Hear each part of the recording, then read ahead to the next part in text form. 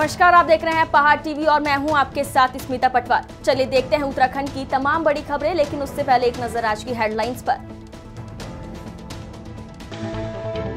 Ukraine से भारत लौटे उत्तराखंड के 13 और छात्र, दिल्ली एयरपोर्ट पर हुआ स्वागत। मसूरी अस्पताल में एएनएम न होने से बड़ी परेशानी, गर्भवती और बच्चों के टीकाकरण में दिक्कत। गणेश गोदियाल ने किया दावा, कहा उत्तराखंड में बन रही कांग्रेस की सरकार, पुरानी पेंशन होगी बहाल। श्रीनगर मेडिकल कॉलेज के प्रिंसिपल ने कांग्रेसियों के खिलाफ दी तहरीर, परिसर में किया था प्रदर्शन। लक्सर में महिला ने प्रेमी और उसके दोस्तों पर लगाया गैंग रेप का आरोप, मुकदमा दर्ज। यूक्रेन से भारतीय छात्रों के स्वदेश आने का सिलसिला जारी है। देर रात उत्तराखंड के 13 छात्रों की यूक्रेन से स्वदेश वापसी हुई है। एयर इंडिया की फ्लाइट से छात्र दिल्ली एयरपोर्ट पर उतरे। जहाज से उतरने के बाद इन छात्रों ने राहत की सांस ली। दिल्ली एयरपोर्ट पर उत्तराखंड सरकार के सचिव वीके सुमन ने इन छात्रों का स्वागत किया। सुमन के साथ यूक्रेन से आने वाले छात्रों के लिए बनाए गए नोडल अफसरों के साथ ही अन्य अधिकारी भी मौजूद थे। इसके साथ ही काशीपुर के 2 भाई बहन भी यूक्रेन से स्वदेश लौटे हैं।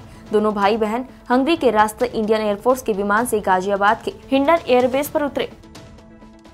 वैसे तो उत्तराखंड विधानसभा चुनाव 2022 के परिणाम 10 मार्च को आएंगे, लेकिन चुनाव परिणाम आने से पहले ही कांग्रेस और बीजेपी अपनी जीत का दावा करने में लगी हुई है। वहीं कांग्रेस के प्रदेश अध्यक्ष गणेश गोदियाल की पार्टी की जीत को लेकर आश्वस्त हैं। उन्होंने कहा कि कांग्रेस 42 से 44 सीटें जीतकर सरकार बना रही है। कांग्रेस के प्रदेश अध्यक्ष गणेश गोदियाल बुधवार को पौड़ी पहुंचे थे। यहाँ उन्होंने प्रदेश में कांग्रेस सरकार बनने का दावा किया है। हालांकि सीएम को लेकर उन्होंने कोई स्पष्ट जवाब नहीं दिया। उन्होंने सिर्फ इतना कहा कि सीएम पद को लेकर कांग्रेस में कोई तनातनी नहीं है। हाईकमान जिसका नाम भी फाइनल करेगा, सभी कार्यकर्ता उसे मानेंगे। प्रदेश में कांग्रेस की सरकार बनने का दावा करने के साथ ही गणेश गोदियाल ने नई सरकार की प्राथमिकताएं भी गिनवाई। उन्होंने कहा कि सत्ता में आते ही कांग्रेस सबसे पहले पुरानी पेंशन को बहाल करेगी। इसके अलावा चतुर्थ श्रेणी के पदों पर भर्ती की जाएगी, जो लिखित परीक्षा के आधार पर होगी। साथ ही सरकारी विभागों में खाली पड़े हजारों पदों को भरा जाएगा, जिससे युवाओं को रोजगार मिलेगा। ये जो चुनाव के दिन से अब तक जो विभिन्न स्थानों से, विभिन्न हमारे पदाधिकारियों से, मीडिया के लोगों से और आम लोगों से जो फीडबैक आ रहा है, उसके आधार पर मैं ये स्पष्ट रूप से कह सकता हूं कि प्रदेश में कांग्रेस की सरकार आ रही है और बहुत ही कंफर्ट स्थिति में आ रही है। और आजकल जैसे कि आपने कहा कि आजकल क्या हम लोग कर रहे हैं, हम लोग ये आकलन कर रहे हैं। दूसरी बात यह है कि आज मेरा पौड़ी आने का कोई ऐसा फिक्स कार्यक्रम नहीं था, लेकिन चूंकि मैं श्रीनगर तक आया था और मुझे लगा कि मैं काफ़ी दिनों से पौड़ी नहीं आया हूँ, तो आज मैंने सोचा कि हमारे जिला मुख्यालय में मैं हमारे सभी स्थानीय हमारे जो पदाधिकारी हैं, कार्यकर्ता हैं, उनसे बैठकर विचार विमर्श करें। यूक्रेन और रूस के बीच शुरू हुए युद्ध के बाद 3 दिन पहले ही पारस अग्रवाल यूक्रेन से निकलकर रोमानिया पहुंचकर राहत शिविर में रह रहे हैं। रोमानिया के राहत शिविर में फंसे पारस अग्रवाल के परिजनों से निवर्तमान विधायक राजेश शुक्ला ने मुलाकात कर हर संभव सहयोग का आश्वासन दिया। निवर्तमान विधायक राजेश शुक्ला ने कहा कि वो देहरादून जाकर मुख्यमंत्री पुष्कर सिंह धामी के समक्ष पारस अग्रवाल का मामला रखेंगे, ताकि तत्काल प्रभाव से विदेश मंत्रालय से वार्ता कर पारस को भारत लाया जा सके।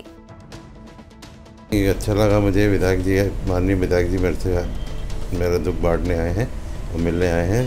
तो मैंने इनको बताया, इस समय यूक्रेन से वो रोमानिया पहुंच गए हैं और 3 दिन से रोमानिया में रुके हुए हैं। वहाँ से किच्छा मतलब इंडिया आने के लिए जो है अभी कोई फ्लाइट नहीं मिल पाई है उन्हें। तो मैंने इनसे ये कहा है कि जैसे जल्द उनको वहाँ से फ्लाइट जो अरेंज करा के और उनको इंडिया लाया जाए। और विधायक जी ने आश्वासन दिया कि अभी मैं जाके मुख्यमंत्री जी से और उसमें एम्बेसी में बात कराता हूँ और आपका जल्द से जल्द जो है बेटा आ जाएगा। मेरे शहर के बहुत ही प्रतिष्ठित व्यापारी हमारे भाई कृष्ण कुमार अग्रवाल जी का बेटा पारस, जो कि यूक्रेन पढ़ने गए थे मेडिकल की पढ़ाई, और इस समय वो रोमानिया में फंसे हुए हैं। इसकी जैसी मुझे जानकारी मिली, मैं आज इनसे मिलने आया हूँ और मैंने सारी चीज़ों को नोट किया है। और अभी हम इस मामले में माननीय मुख्यमंत्री जी से और हमारे जो सांसद केंद्रीय रक्षा मंत्री उनसे बात करके, और जो एम्बेसी है उसमें प्रयास होगा कि जितने जल्दी हो सके वो बच्चा हमारे घर लौट आए, अपने परिवार के पास आ जाए। मैंने इनको ढाढ़स बताया है और इनका हौसला भी देख के मुझे अच्छा लगा। हिम्मत कर रखी है अग्रवाल जी ने, और निश्चित रूप से भारत सरकार इसके लिए कटिबद्ध है कि हमारे जितने ही बच्चे वहाँ हैं वो सब यहाँ आ जाएँ लौट कर। और इसके लिए एयरफोर्स को भी उन्होंने निर्देश दिए हैं। तो मुझे लगता है कि 1-2 दिन के अंदर बच्चा यहाँ आ जाए। भारतीय किसान यूनियन के कार्यकर्ताओं ने बड़ी संख्या में लक्सर में प्रदर्शन किया। यूनियन के कार्यकर्ता नगर के शिव चौक हरिद्वार रोड होते हुए बालावाली तिराहे पर पहुंचे, जहां पर उन्होंने अपनी 3 सूत्रीय मांगों का पत्र उप जिलाधिकारी के माध्यम से राज्यपाल को प्रेषित किया। यूनियन के राष्ट्रीय महासचिव नितिन चौधरी ने बताया कि बरसात के दौरान क्षेत्र के किसानों की गेहूं की फसल तबाह हो गई थी, जिसके मुआवजे की मांग को लेकर और किसानों के ट्यूबवेल की बिजली दरों की कम करने की मांग को लेकर और इसके अलावा बाढ़ प्रभावित क्षेत्र में फसलों का अलग से बीमा कराने सहित 3 सूत्रीय मांगों का ज्ञापन पत्र राज्यपाल को प्रेषित किया गया है। उनसे आग्रह किया गया है कि किसानों की समस्या का जल्द से जल्द समाधान किया जाए।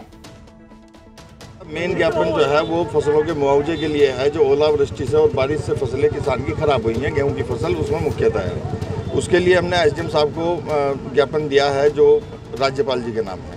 और कुछ गन्ना मिल की जो ढींगा मस्ती है, जो पिछले 4 महीनों से सीजन चलने से जो है अब तक चल रही है, उस पर कोई भी कार्रवाई नहीं हो रही।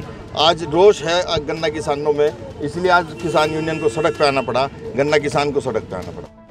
रूस और यूक्रेन के बीच युद्ध की शुरुआत के बाद वहां रह रहे भारतीयों के देश वापसी का सिलसिला जारी है। खासकर जो बच्चे डॉक्टर की पढ़ाई के लिए विदेश गए थे, वो वापस अपने घर लौट रहे हैं। इन बच्चों में देवभूमि ऋषिकेश के बच्चे भी शामिल हैं, जो घर लौट रहे हैं और यूक्रेन की डराने वाली स्थिति बता रहे हैं। इसी में ऋषिकेश निवासी तमन्ना त्यागी बुधवार को अपने घर पहुंची। एमबीबीएस की छात्रा तमन्ना त्यागी अपने साथियों के साथ यूक्रेन में फंसी थी। तमन्ना यूक्रेन के इवानो फ्रैंकिव्स्क कॉलेज में एमबीबीएस की 3य वर्ष की छात्रा है। उनके वतन वापसी पर उनके घर पर उनका भव्य स्वागत किया गया। कांग्रेस नेता जयेंद्र रमोला ने वतन वापसी पर उनका स्वागत कर पुष्पगुच्छ भेंट कर मिष्ठान खिलाकर उनका स्वागत किया। रमोला ने कहा कि वे बड़े खुश हैं कि ऋषिकेश की बिटिया तमन्ना सकुशल अपने वतन आ गई है। ऐसे ही हजारों हमारे छात्र अभी यूक्रेन में फंसे हैं, उन्हें भी सरकार को और तत्परता दिखाकर जल्द से जल्द सकुशल वतन में वापसी करवाएं। लक्सर के कोतवाली क्षेत्र के गांव की महिला ने 3 व्यक्तियों के खिलाफ तहरीर दी है। महिला का आरोप है कि उसके प्रेमी रिजवान ने अपने 2 दोस्तों के साथ मिलकर उसके साथ गैंगरेप किया है। महिला ने घटना की तारीख 24 फरवरी की रात बताई है। महिला कोतवाली लक्सर क्षेत्र की रहने वाली है। महिला ने कोतवाली में तहरीर दी है कि उसका प्रेमी रिजवान जगजीतपुर कनखल का रहने वाला है। तहरीर के अनुसार महिला का कहना है कि रिजवान का उसके पड़ोसी मेहताब के यहाँ आना जाना है। इसके चलते रिजवान ने उसे अपने प्रेम जाल में फंसा लिया। महिला का कहना है कि 2016 में रिजवान ने शादी का प्रस्ताव रखा, तभी से आरोपी रिजवान शादी का झांसा देकर महिला से दुष्कर्म करता आ रहा है। महिला का कहना है कि आरोपी का 24 फरवरी को फोन आया कि हरिद्वार कोर्ट में शादी करेंगे। उसने महिला से उसका आधार कार्ड लेकर आने को कहा। महिला के अनुसार सुबह 11 बजे वो सिंह द्वार पर पहुंची। यहाँ महिला के आरोपी रिजवान से शादी को लेकर कहा सुनी हो गई। रिजवान महिला पर शादी न करने का दबाव बनाने लगा और आत्महत्या करने की धमकी देने लगा। शोरगुल सुनकर पुलिस आ गई। पुलिस दोनों को पकड़कर कनकल थाने ले आई। दोनों को समझाकर घर भेज दिया गया। महिला का कहना है कि आरोपी रिजवान का रात 11 बजे फिर फोन आया। उसने महिला को घर से बाहर आने को कहा। वह महिला को बहला फुसला कर लक्सर में किसी अज्ञात व्यक्ति के घर पर ले गया। वहां पर पहले से ही मेहताब और नाजिम मौजूद थे। महिला का आरोप है कि इन लोगों ने उसे खाने में कुछ नशीला पदार्थ खिलाकर बेहोश कर दिया। फिर तीनों व्यक्तियों ने उसके साथ गैंगरेप किया। महिला का ये भी आरोप है कि इस दौरान उसकी अश्लील वीडियो भी बनाई गई।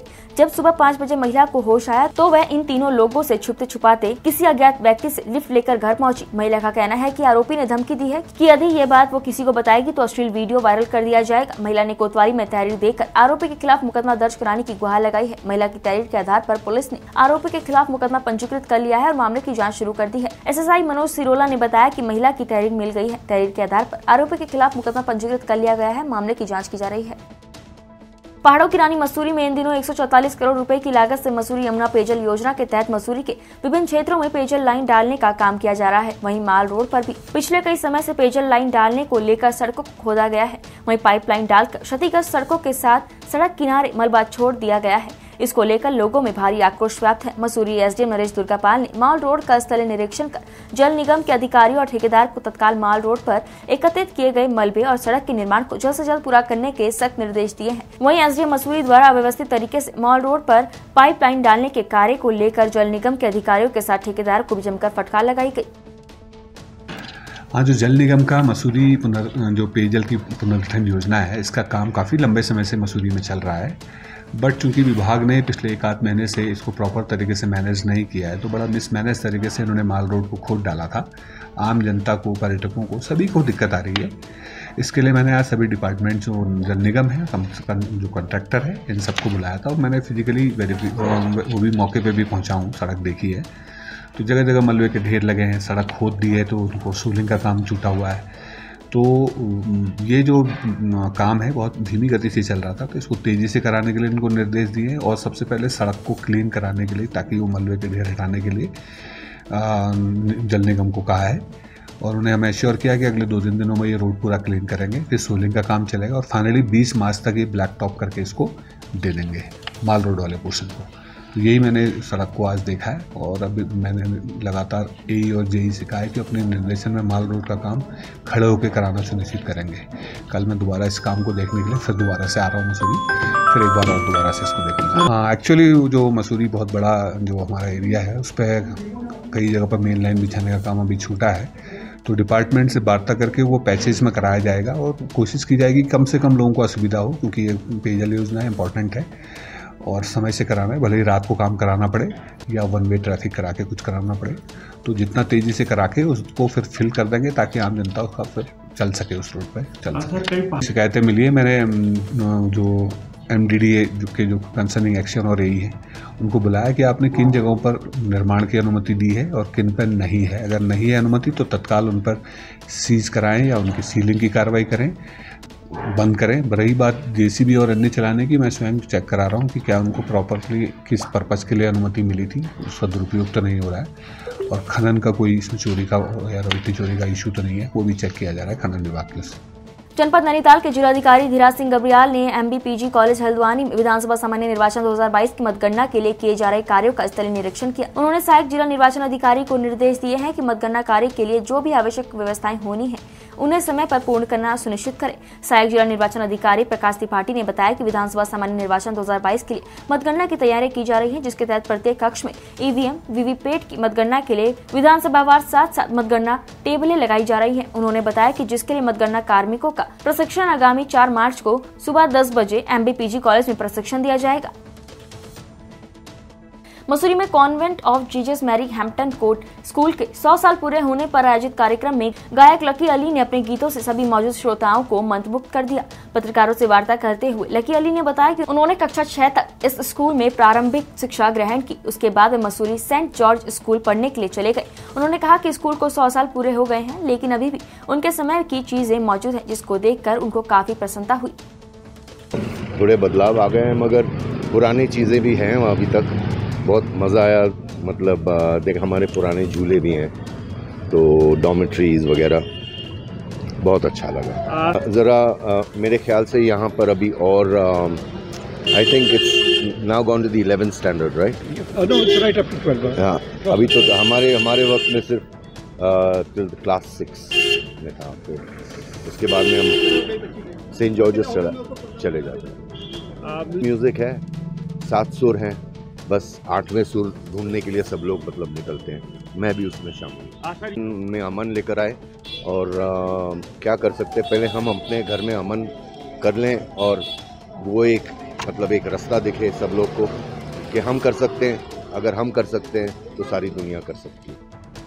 जनपद उत्तरकाशी में भारत चीन सीमा पर स्थित नेलांग और जाडुंग गांव से विस्थापित होकर हर्षिल, बगोरी और डुंडा में बसे जाट भोटिया समुदाय के लोग लोसर पर्व को विशेष उत्साह और हर्षोल्लास के साथ मना रहे हैं। 3 दिन तक मनाए जाने वाले इस पर्व के पहले दिन चीड़ के छिल्लों से बनी मशाले जलाकर ग्रामीणों द्वारा दीपावली मनाई गई। देर रात तक ग्रामीण झूमते नजर आए। मसालों को गांव के तिराहे पर विसर्जित कर तमाम बुराइयों के अंत की कामना वीरपुर डुंडा गांव के ग्रामीणों द्वारा की गई। अगले 2 दिन तल जाट भोटिया समुदाय के ग्रामीण द्वारा लोसर पर्व को मनाया जाएगा। लोसर मेला शुरू हो गया है, आज दीपावली है, तो क्या क्या इस मेले में होता है आपका? इस लोसर में सारे मतलब हिंदुस्तान की विविधताएं वो है, सारे इसमें समाये हुए हैं। होली भी इसी में है, दीपावली इसी में है और उत्सव भी इसी में है। तो इसलिए आप लोग बढ़ चढ़ कर के सारे गांव वाले इसमें भाग लेते हैं। विश्व प्रसिद्ध जिम कॉर्बेट नेशनल पार्क में हर वर्ष लाखों की तादाद में पर्यटक जिम कॉर्बेट पहुंचते हैं। कॉर्बेट की जैव विविधता विश्व में प्रसिद्ध है। वहीं बता दें कि लंबे समय बाद कॉर्बेट में एक बार फिर रौनक देखने को मिल रही है। आपको बता दें कि 2 वर्षों से कोरोना के चलते 2 बार कॉर्बेट पार्क को पर्यटकों के लिए बंद किया गया था। वहीं पर्यटक भी कॉर्बेट पार्क आने में कतरा रहे थे। वहीं चुनाव के बाद और कोरोना के घटते मामलों और दी गई ढील के चलते अब पर्यटक लगातार कॉर्बेट पार्क में भ्रमण पर आ रहे हैं, जिससे कॉर्बेट प्रशासन के साथ ही स्थानीय कॉर्बेट से जुड़े कारोबारी भी काफी खुश नजर आ रहे हैं। आपको बता दें कि कॉर्बेट पार्क के अलग अलग जोन में 14 मई तक सभी जोन डे और नाइट सफारी के लिए पैक हो चुके हैं, जिसमें कॉर्बेट पार्क के अलग अलग जोनों के अंदर नाइट स्टे वाले कक्ष भी लगभग फुल हैं। कोरोना के बाद से निश्चित रूप से टूरिज्म बढ़ा है और काफ़ी टूरिस्ट कॉर्बेट पार्क की तरफ आ रहे हैं और इसी बात से अंदाज़ा लगाया जा सकता है कि कारपेट पार्क में 14 मई तक सारी बुकिंग फुल हो चुकी हैं, सारे नाइट स्टे फुल हो चुके हैं। टाइगर साइटिंग इस बार बहुत अच्छी दिख रही है, तो टूरिस्ट आते हैं फिर उसे सोशल मीडिया पे अपलोड करते हैं, उससे भी टूरिस्ट इधर को आकर्षित हो रहे हैं। ज़्यादा टाइगर साइटिंग होने की वजह से भी ये स्थिति आई है। तो हमारे लिए ये बहुत अच्छी बात है कि ज़्यादा से ज़्यादा टूरिस्ट आ रहे हैं, पर्यटन बढ़ रहा है और टाइगर साइटिंग अच्छी हो रही है। सब हमारे लिए सकारात्मक है।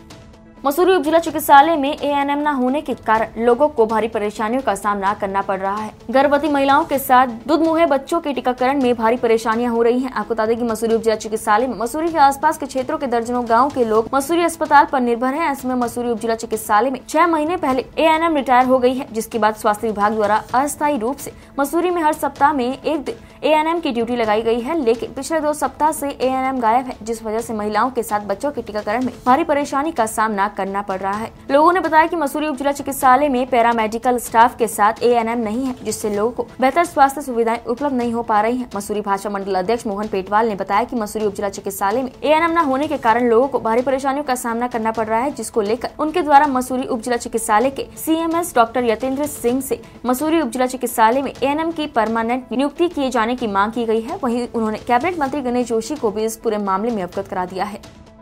काफ़ी लोग दूर दराज से, चाहे थथूर से हो, चाहे कैंपटी से हो, चाहे नैनबाग से हो, छोटे छोटे बच्चों को लेकर यहाँ पे आए थे और हर बुधवार को यहाँ पर जो है टीकाकरण होता था। लेकिन पोलियो की ड्राइव चल रही है, उसकी वजह से एएनएम और जो यहाँ पर आशा कार्यकर्ता हैं वहाँ पे नहीं है।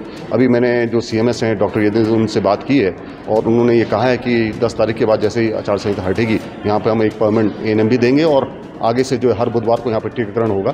मैंने उनसे निवेदन किया है कि आप आगे से जो है हॉस्पिटल के बाहर कम से कम एक प्रिस्क्राइब फॉर्म लिख दें कि भाई इस दिन यहाँ पर टीकाकरण होना, ताकि लोग दूर दराज से जो लोगों को यहाँ पर असुविधा ना हो।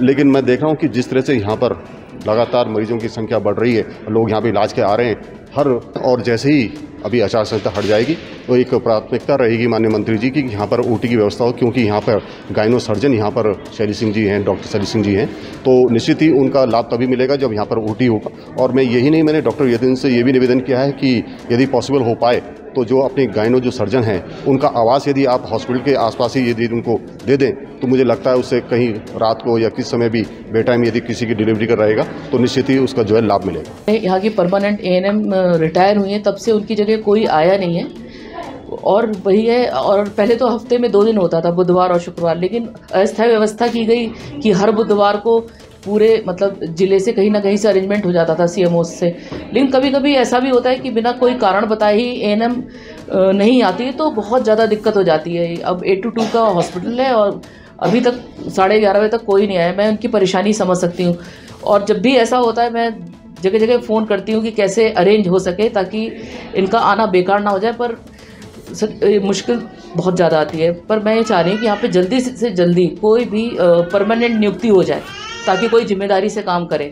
जो ये अस्थाई वाले आते हैं वो ज़्यादा जिम्मेदारी समझते भी नहीं है ना हमारा। और केवल यही टीकाकरण वाला पार्ट नहीं है, इंटरनल जो डेटा होता है वो भी सारा उन्हीं के थ्रू जाना है। जैसे गर्भवतियों का है, पहली dose, second dose, high risk, वो सारा एएनएम की जिम्मेदारी होती है। बहुत महत्वपूर्ण पद है ये, लेकिन यहाँ पे कोई भी अभी परमानेंट एएनएम नहीं। पूरे हमारे गायनकोलॉजिस्ट आ चुकी शैली सिंह और वो काफ़ी अच्छी कॉम्पिटेंट है।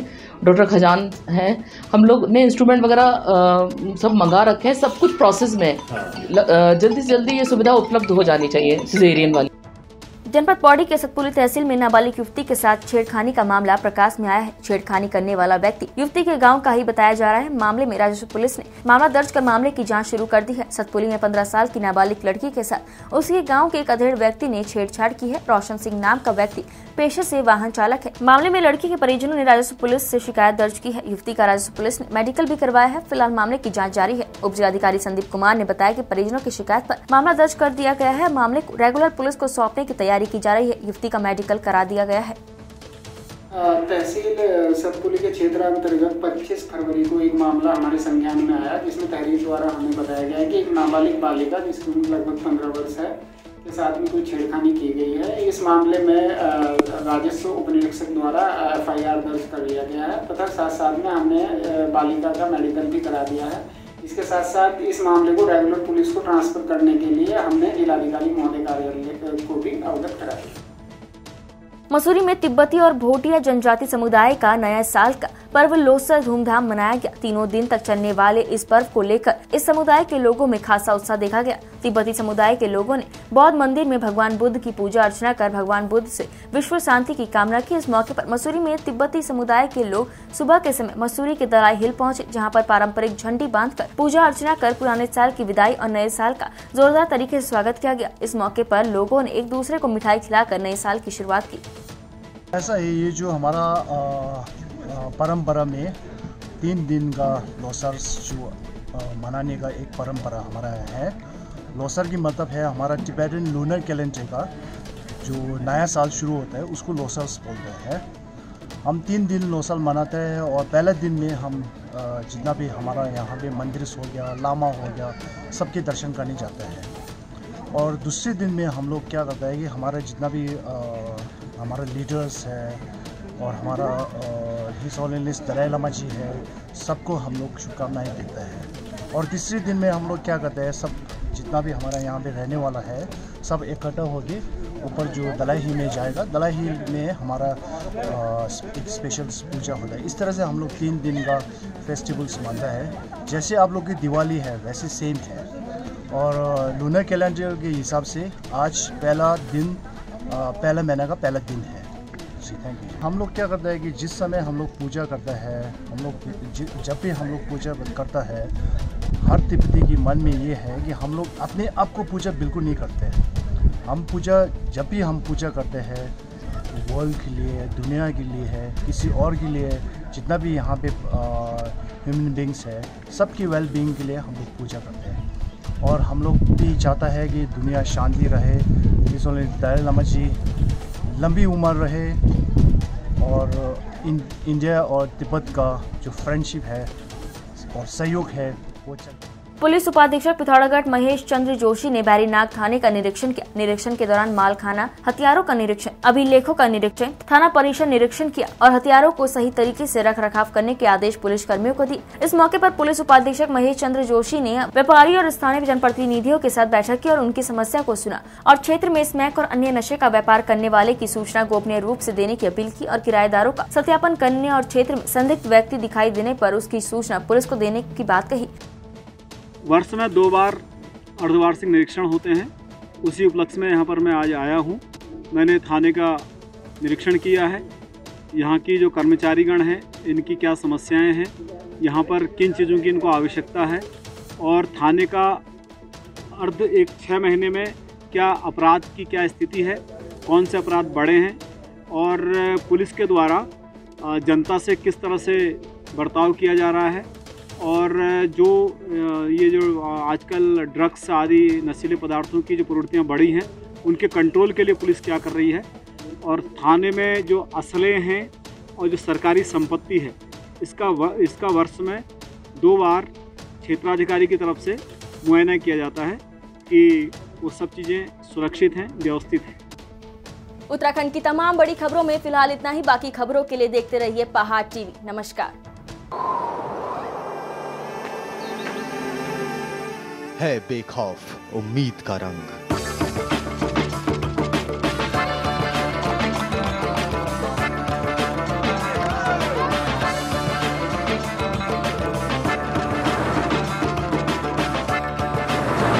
है आस्था भी।